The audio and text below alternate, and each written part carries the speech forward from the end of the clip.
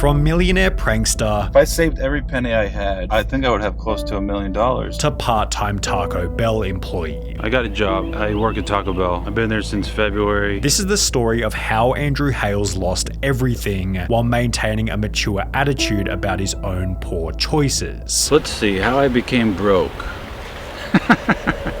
His channel, going by the name of LAHWF, blew up unbelievably quickly during the early days of YouTube. Within 2 weeks of posting his first 2 videos, they'd gained more than 60,000 views each, and it's really no wonder why. The ideas were unique, funny, and enticing, which when combined with Andrew's mellow yet relatable personality, made for incredibly entertaining content. On top of this, Andrew was able to develop his own style, where every interaction was confident yet simultaneously awkward, with these reactions being so entertaining that Andrew ended up on the news after posting only 9 videos. What would you do if a total stranger came up to you in public and tried to hold your hand? Well, a group of guys found out and posted the results on YouTube, and now it's gone viral. The video in question was simply titled "Holding People's Hand," and it would gain over 5 million views in only 3 weeks, which when combined with 2 other viral videos titled "Awkward Elevator" and "Actually Picking Up a Girl," LAHWF was able to achieve over 500,000 subscribers only 12 months after posting his first video.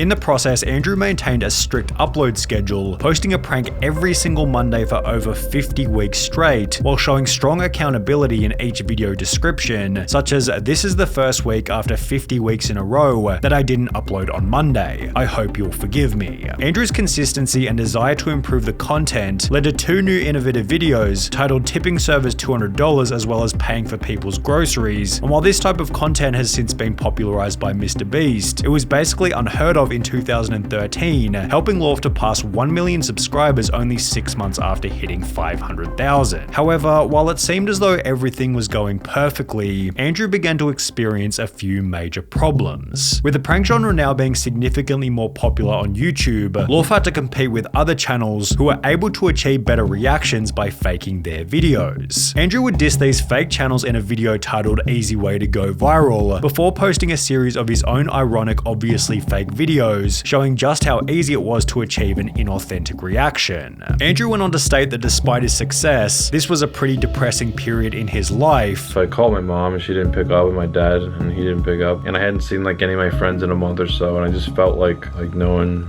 cared about me.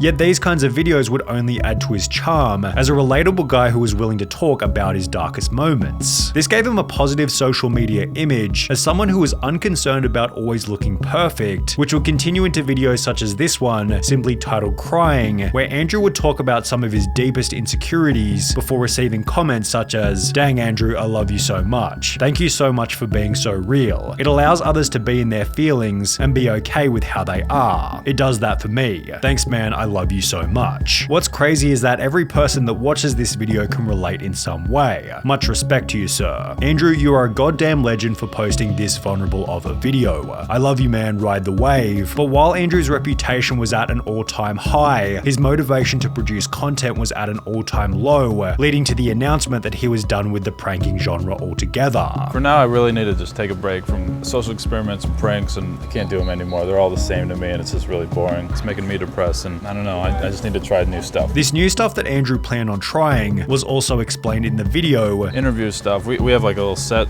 up at my apartment now. We're gonna try this Jimmy Fallon Between Two Ferns type thing with YouTubers, models, or whatever. With the teased interviews eventually becoming a series by the name of Chatting With. He began by talking to other YouTubers such as That Was Epic and Cody Ko. However, the real success began when he'd interview increasingly unique humans, such as chatting with a 400+ day Fapstronaut, chatting with a flat earther, and chatting with a 23-year-old stock trading millionaire, each of which helping Andrew to earn $250,000 in 2018. Andrew would back this up by earning a further $200,000 in 2019, and by all accounts it seemed as though there was nothing that could derail his success. He'd announced that the Chatting With series would continue into 2020. Got like 4 interviews already planned out, ready to rock and roll for 2020. Although there was no way that Andrew could have predicted what was just around the corner.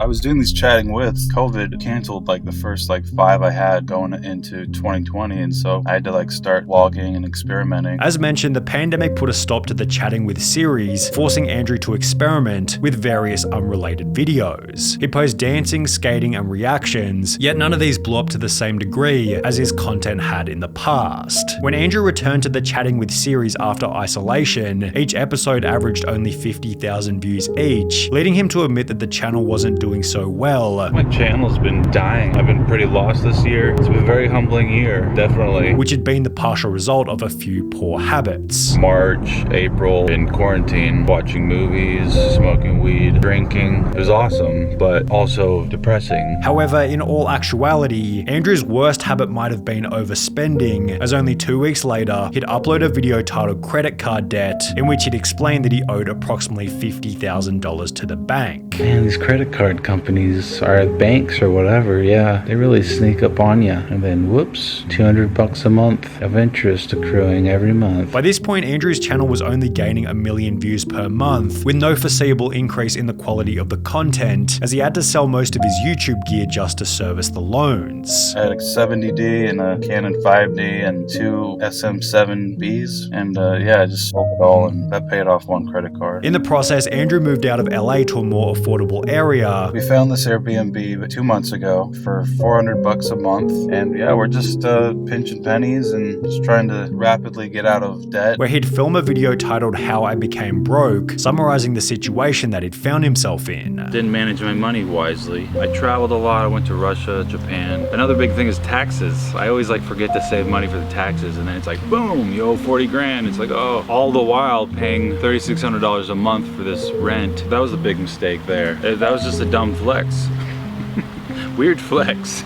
I didn't know what I was doing. On top of managing his money poorly, Andrew would add that he'd become complacent. I partied too much and I got lazy and less focused and didn't upload as much. So I had like 10 grand coming in a month every month for hardly doing anything, and YouTube kind of just spoiled me, and I don't know, I guess I thought it would last forever. But it started to go down and down and down. And while it was depressing that he'd spent every dollar he ever made from YouTube, this video would also become a turning point. As was seen in the early days of his channel, Andrew's audience simply appreciated the honesty, with the entire comment section offering words of encouragement. Andrew's ability to just keep it real and say vulnerable things out loud transparently is incredibly endearing. Inspiration to be more open. Andrew, you're a legend, man. Your openness and candor has positively impacted more people than you realize. Takes a real man to admit and truly reflect on the real mistakes one made. And in order to move forward and do better, you have to do just that. These comments, in combination with the video's strong performance, led Andrew in a brand new direction, where he'd basically document what it was like to be someone rebuilding from zero, which turned out to be an incredibly entertaining genre. On the 1st of October 2021, Andrew uploaded a video titled I Got a Job, in which he'd explained that he'd returned to old school employment. So I got a job. It's with this company called Amazon. It'll be like my first job in about 10 years. And I'm actually kind of excited. However, while Andrew seemed excited about his new position at Amazon, it didn't take long before he was already talking about quitting. Like night 3, it started to become less fun. Yeah, so I don't know how much longer I'm gonna last. It took only a month before Andrew confirmed his resignation. Yeah, Amazon's hard. I couldn't do it. After which he tried DoorDash and Instacart, yet the pay was somewhat disappointing. All in all, it took about almost 3 hours. I made about 22 bucks. Andrew knew what he needed to do. He had to return to content with a new successful series. Still need to figure out some kind of thing where I wasn't just shooting in the dark. I don't know, I had some kind of set thing. I'm still figuring that out. Taking inspiration from his chatting with videos, Andrew launched a series titled People On, in which he went out on the street to talk about a range of interesting topics, one of which being people on credit cards, in which it's obvious that Andrew has learned his lesson. Do you feel like credit cards are a good or a bad idea? I think they're a bad idea because nobody's taught how to use them. I agree. The series is yet to rival his previous work in terms of view count, yet the idea has a lot of potential, with some of his fairly basic episodes having achieved almost 200,000 views. With a bit more effort, the series could easily do over 500,000 views per episode. However, until then, Andrew seems pretty content with his new position at Taco Bell. I got a job. I work at Taco Bell. I work the drive-thru. Wicked easy. Love my boss and my coworkers. It's all very chill. I work Wednesday, Thursday, and Sunday. It's just a side hustle. I'm still doing YouTube. Andrew even stated that this wasn't the first time that this kind of thing has happened. I've done this like 2 or 3 times, and then I just eventually get out of it and get rich again. So surely he'll be able to rebuild in the future.